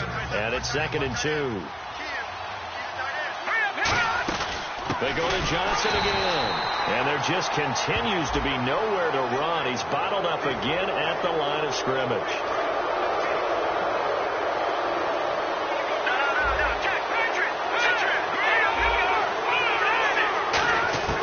On first down, he'll drop to throw.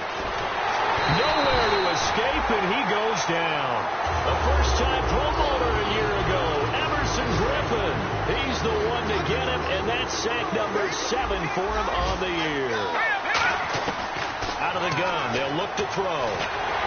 Hit as he throws there, incomplete. It's a tried-and-true formula, and I don't think it'll change for as long as we play football. If someone's trying to throw the ball, and you can put pressure on them and make it tough, that's only going to help your defense. Yeah, he's since being hurried. He got rid of it before taking the hit, but incomplete. So incomplete on second down. Now they'll look to convert here on third. From the shotgun, he'll look to throw. He's going to rifle one deep left side. And he's going to be intercepted a third time. Picked off by the safety, Calvin Pryor. And a big turnover there as his guys will get the football back. And now Indianapolis set to take the field. And they're going to need another score. Got one last time, but still down here. When you're playing catch-up, every possession becomes crucial, doesn't it? It's vital. Get back out on the field, punch it in the end zone again. They know it's not easy, but what they do have going for them, they did score the last time. They think they've got a good formula working. And what about the defense? Well, now you're just saying to yourself, okay, we gave up a score last time. What adjustments do we need to make to slow them down now and get the ball back for our own offense? Is it more pressure? Is it more zone? What do they have to do? They're trying to figure that out themselves. We'll see if they can figure that out right here. So the D-line's going to spread out. And the D looking like they may blitz. Now a play fake here on first down. He's going to launch this thing way downfield. And it pops free. The collision there jarred the ball loose and brings up second down. Now this will probably be the last play of the quarter. And 2nd and 10, he'll look to throw again. And his throw's going to be incomplete. Back now here on EA Sports. It's the Colts, so they've got the football, but they've got work to do, trailing here as we begin the fourth quarter.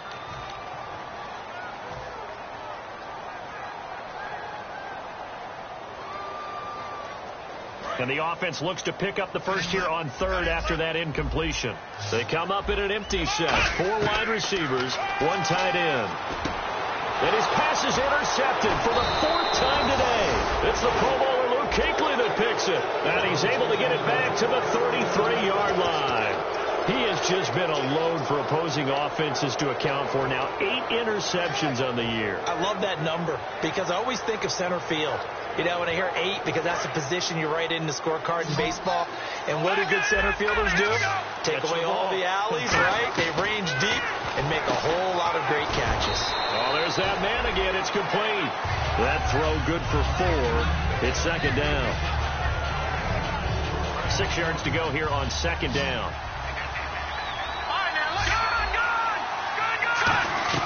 He'll drop to throw. And he's got his favorite target yet again. It's complete. That one good for the completion percentage, but no gain. It'll be third down. Well, the stats that matter on this play don't help a team very much unless, of course, you're playing defense. If you're getting points per reception. And he takes this one in for a Bears touchdown. Marquise Wilson, his first touchdown on the year. And the Bears turn that interception into a touchdown. Whoa! He just yanked that one well to the left and no good. The kickoff team on the field now as they will send this one away. That's fielded in the end zone.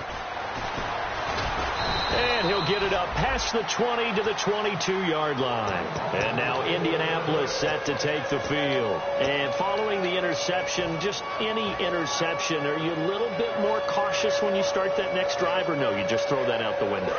I think you are. I don't think that there's any way you can run back out there and go, totally didn't affect me. Let's just go ahead and be loose with the football again. You're going to take care of it, but you have to be careful about being too cautious because now you can't run any offense at all. Still want to attack. We'll see how they attack him here. Fuller brings it in over the middle. And a nice gain of 21 yards. And some changes here as the D-line separates some. And quickly they get to the line.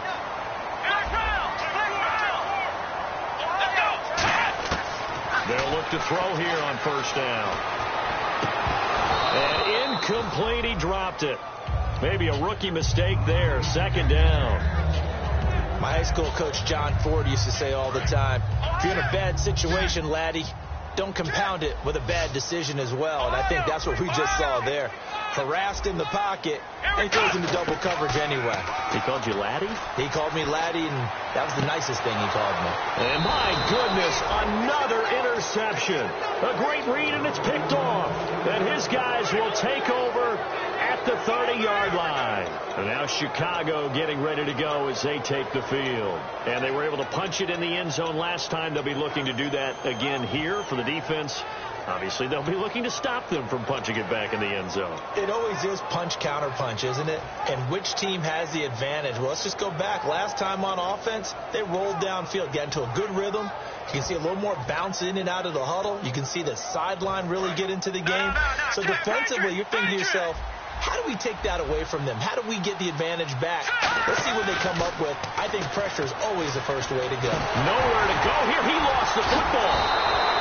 And a little bit of good fortune there. He wasn't able to get it back, but he did have a teammate on the spot able to retain possession for them.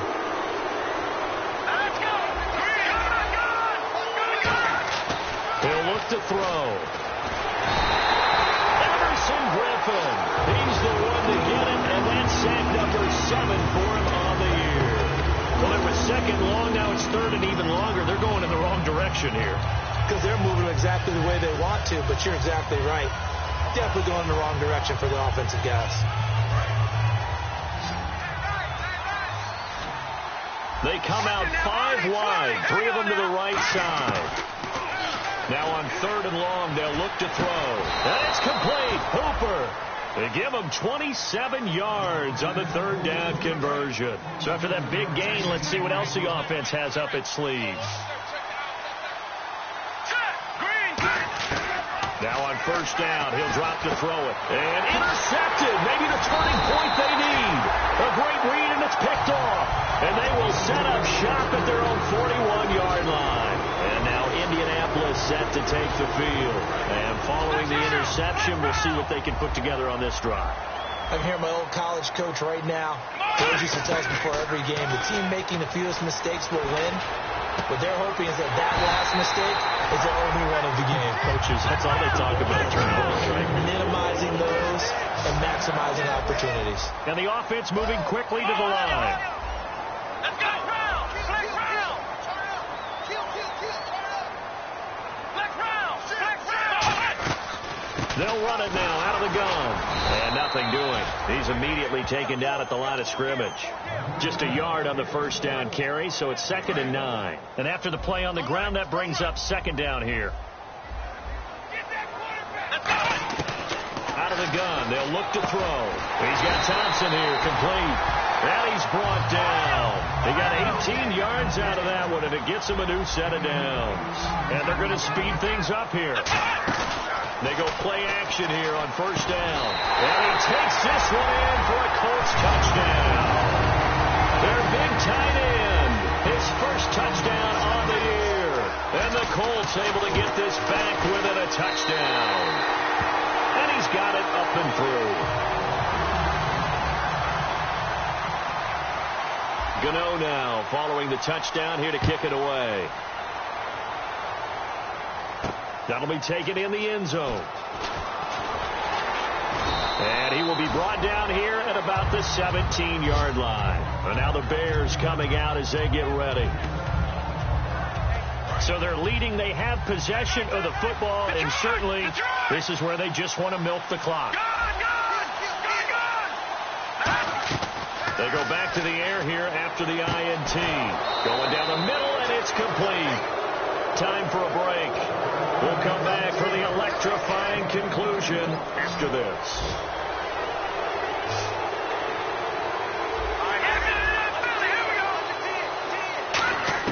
That one looks like he'll throw here. Dumping it off for Johnson. And he'll be taken down at the 46-yard line. It's a gain of 7. And now here's a timeout called by the Colts on the defensive side of the ball. It's just their first. They've got 2 more to use here in the final stages. They'll come out in the pistol. Now a shotgun snap as they'll look to throw. That's incomplete. Nearly another pick. My goodness.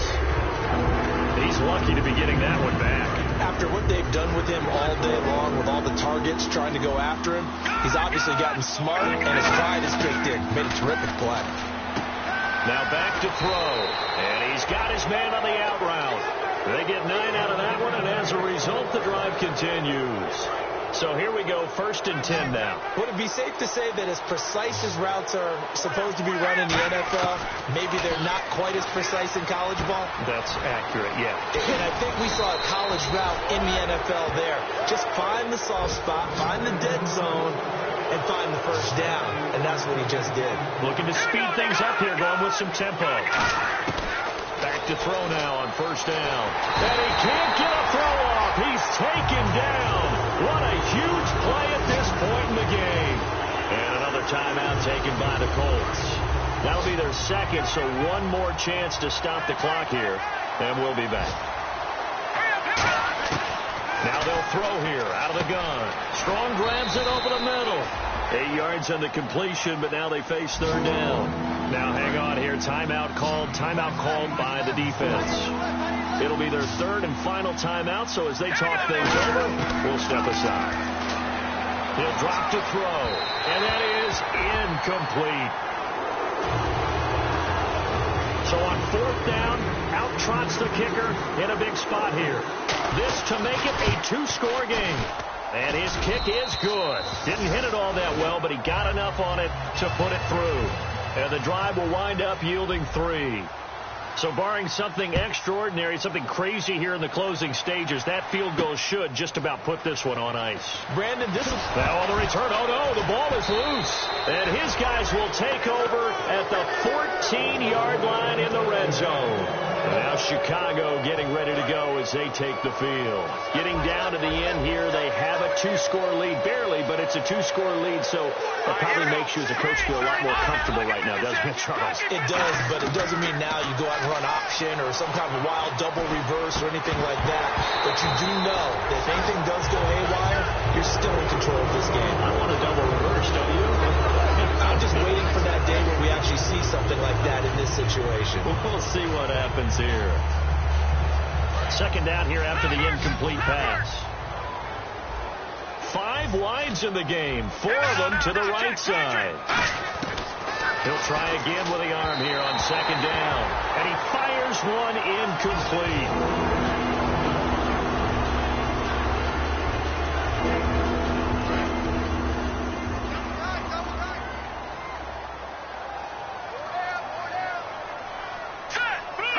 The win for the Bears just around the corner. They go down to a knee.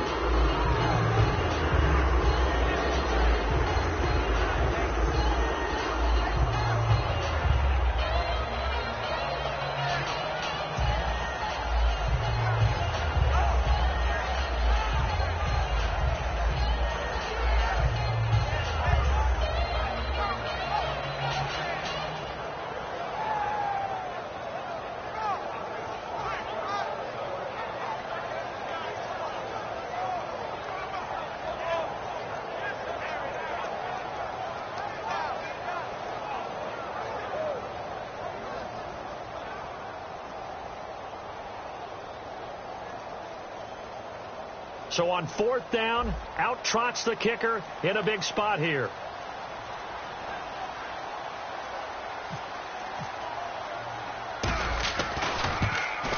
And Santos able to put this one up and through. It's good, and that will extend their lead even further.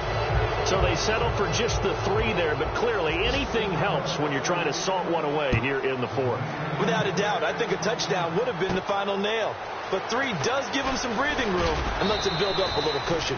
And a pretty good return here. He'll be stopped just shy of the 25 at the 24-yard line. Here comes the Indianapolis offense now as they get set to take over. This is just an exercise in futility. Do you even bother running a play here offensively? I wouldn't, because now is not going to erase what's happened during the game. So after it's over, you're going to go to the film, find out where the game was really lost.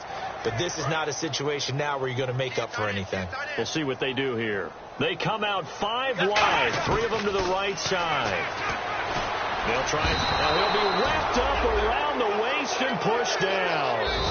Frank Clark in there to drop him, and it'll be a loss of about 8. Well, Charles, it's great to win at home in the NFL. When you win on the road, it's a little extra special, isn't it? It is because let's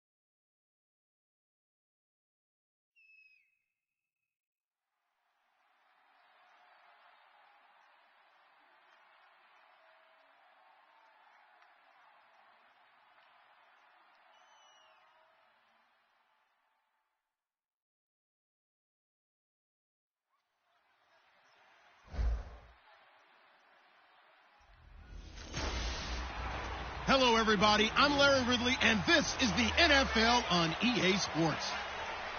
Happy New Year's, everybody. In today's late season matchup, we have two teams who have victory on their minds. It's the Browns going up against the Dolphins. So for the call of this week's 17 matchup, let's send it out to our broadcast team, Brandon Guyton and Charles Davis. Larry, we could have been assigned to December games in Buffalo, Pittsburgh, Cleveland. Instead, we get the plum assignment here in sunny Miami, Florida. Today, we're set for a good AFC matchup between the Cleveland Browns and the Miami Dolphins. Here we go. The final week of the NFL season, Week 17, is underway. This will be fielded at the 6. Spinning again. And a nice job there as he gets this one up just shy of the 35-yard line at the 34. So here come the Dolphins now as they get set to take over on offense. And out will come the leader of this offense, and that, of course, is their signal caller.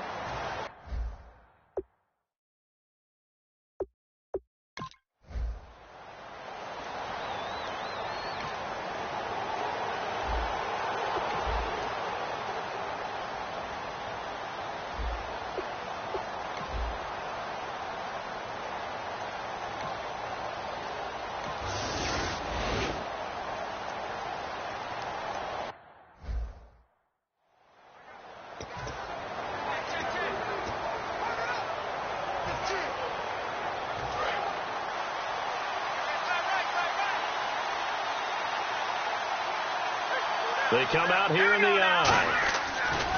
Now a play fake here on first down. Oh, he's going to take a shot right away.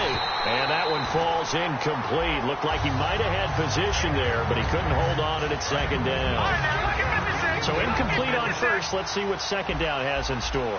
And when all else fails as a defender, when you're not there in the coverage, your best friend is exactly what we saw there. A big play. Now that'll be tipped and intercepted. A great read, and it's picked off.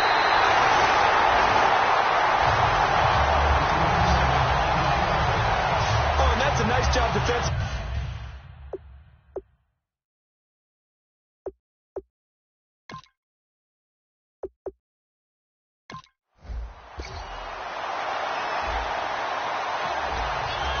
Football will be at the 25-yard line as this offense gets set to take over.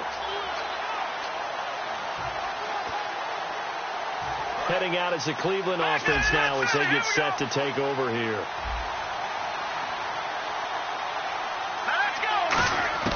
They go back to the air here after the INT. And he will find his man on the outside. A good pickup there. 8 yards on the first down completion. If you're running out route, it's likely you end up near the sideline. And what did we just see there? You got it. The benefits of practice. Toe tapping, foot dragging, picking it up, and making sure it was a catch. He'll look to throw toward the sideline, and he will have the first down as he was able to keep the feet in bounds. I do have to admit, I like it when it all comes together. When the top part, catching the football, right, whether you're catching it with your hands or cradling it, comes together with the legs, in this case the feet, doing a little toe tap to stay in bounds and complete the catch. And a great job by our crew on the camera shot. Love when you see the grass or on the field turf, those rubber pellets flying up. Great catch. What I love about watching the passing game nowadays is that the one-dimensional receiver is really starting to leave the game. You've got to be able to do it all. Of course, you got to run fast. Of course, you got to catch the ball. But route running savvy and toughness is a premium for all of that now. Give him a couple on the catch. It's 2nd and 8. Got to give credit where it's due. Really nice defense on that play. The pitch and catch was successful, but not any run after it. Back to throw again. And he's got his man on the out route. It's a gain of 11 yards that time, and it produces a new set of downs. What's fun to watch is these college receivers transitioning into the NFL and how they grow as route runners.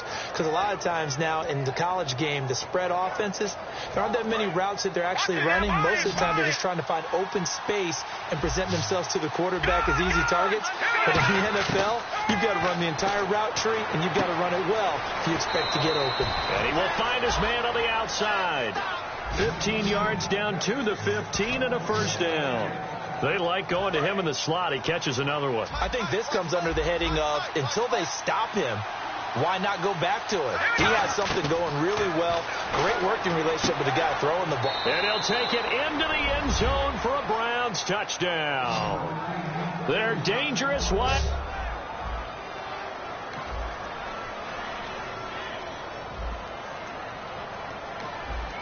So now this offense will take over, and they will have the football at their own 20-yard line. And here are the Browns now as the offense comes back out onto the field. Last time they were out, they scored. Still trailing here, though, so some work to do. But it's okay in terms of mindset. The Dolphins get there this time, and they bring him down. It'll be a loss of 7 on the sack, and it brings up 2nd. And they weren't in zone coverage. They were in man, and each man did his job. And that looked like vintage, old-school coverage, didn't it? Man coverage reminded me of an old Raiders team. They had a Hall of Famer at one corner and a Defensive Player of the Year at the other, and they just locked people down. Oh, he almost had it. Already with 1 interception, just missing his 2nd there. The name of the game is always on defense, put pressure on the quarterback. And that's exactly what they've done today. It looks like they've got him a little bit rattled. That would have been the 2nd interception in the first half.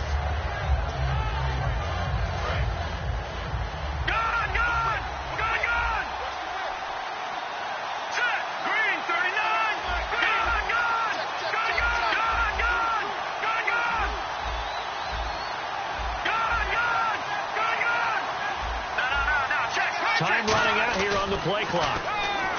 Now on 3rd and long, they'll look to throw. Well, this is taken in. It's complete. And he's free going down the left side. It's a foot race. And all the way in. Touchdown, Cleveland. A big...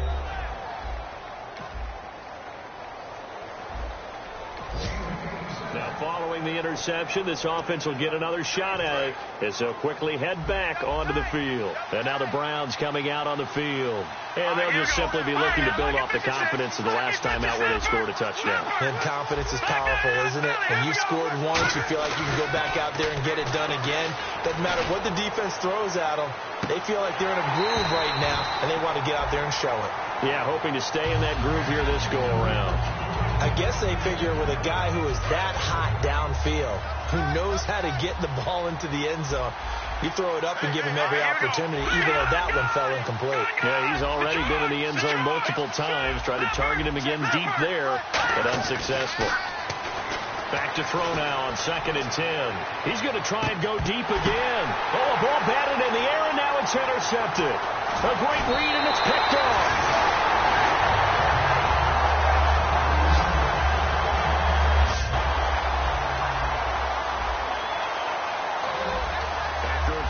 This offense will start with tough field position inside the 10.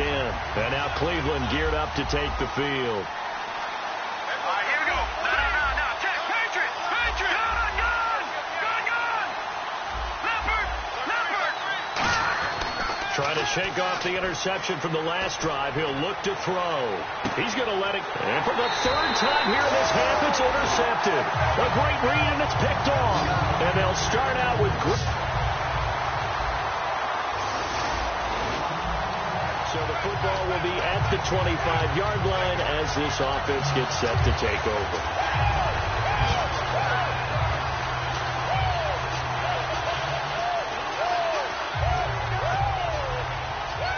And now Cleveland geared up to take the field. And last time wasn't pretty. One play and an interception. We'll see if they can do better. I want to see if they want to go ahead and throw the ball again now on this drive after what happened on the last one. Throw it on the first play. Give the quarterback some confidence. See what happens.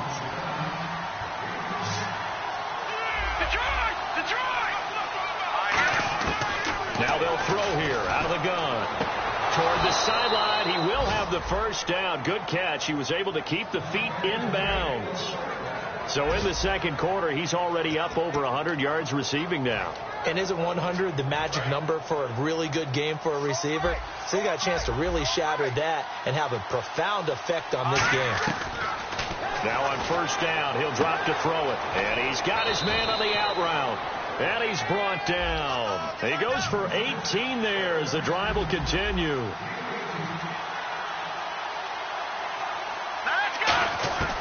They'll look to throw here on 1st down. And he slings one that's incomplete.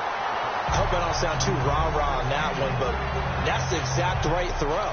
Either your receiver gets it or no one gets it. Give him a lot of credit for being really precise with it. Got rid of it. No one got it.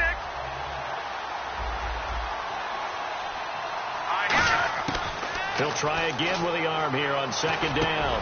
And this time he's got the hook up. It's complete. They give him 13 yards there on the play and a fresh set of downs. And now with that completion, he's north of 200 yards here in the 1st half. And he's going to break our statistician, Marvin, isn't he? And Marvin right now is just tallying it up. Hope his hand doesn't hurt too much doing this or keeps hitting the calculator. But my goodness, what a start he is off to. By the end of this game, he could have monster numbers. He just wants to continue to be accurate.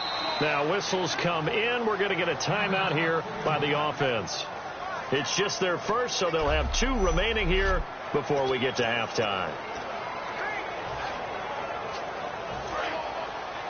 A reminder coming up here at halftime. We'll ship you off to Orlando. Larry Ridley will have first half highlights and analysis. LR, plenty to show in this one. Going to be a busy man at intermission. That one good for 10 yards. And that'll make it 2nd and a foot or so. And with that completion, he's now north of 200 yards here in the 1st half. Boy, a tough start for the secondary defensively. It is, and it's got to put a dent in their confidence. And, you know, you always want to keep that up and feel like... And his pass is intercepted for the 4th time today. A great read, and it's picked off. Personal foul, unnecessary roughness, defense.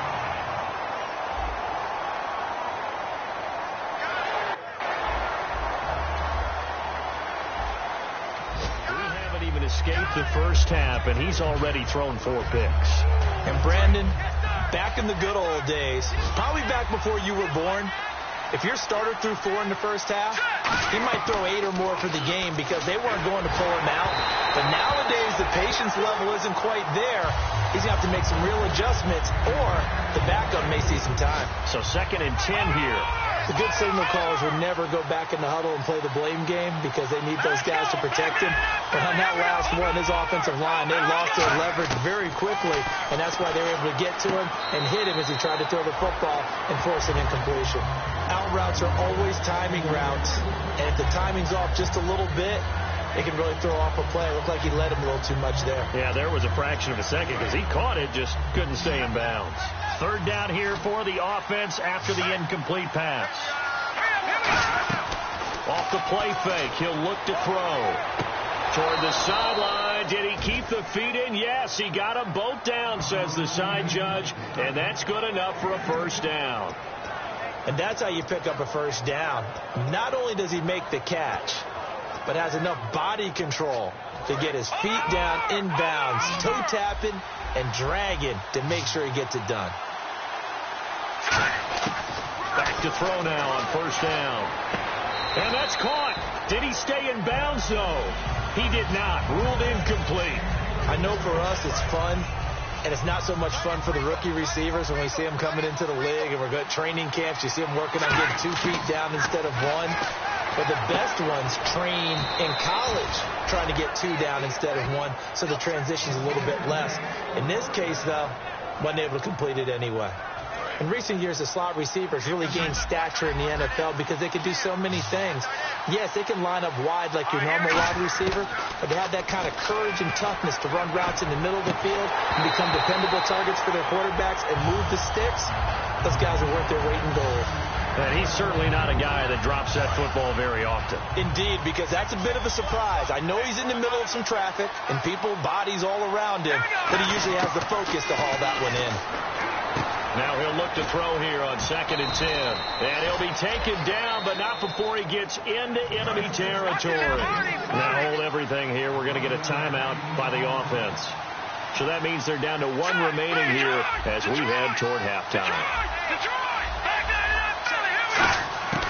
They'll look to throw now on 1st down. And he will find his man on the outside. He got 18 yards out of that one, and it gets him a new set of downs. Of course, the catch was nice, but how about what happened after? Able to stay on his feet and gain all that additional yardage. So many of these slot guys, I think, have running back in their background. And he's got his man on the out route. Give him 9 there on the 1st down completion. Let's make this one simple. What a catch, especially the finishing part of getting his feet in bounds, toe tapping, and, of course, foot dragging. Little tapestry. And his pass is intercepted for the 4th time today. A great read, and it's picked off. And his guys have got it back.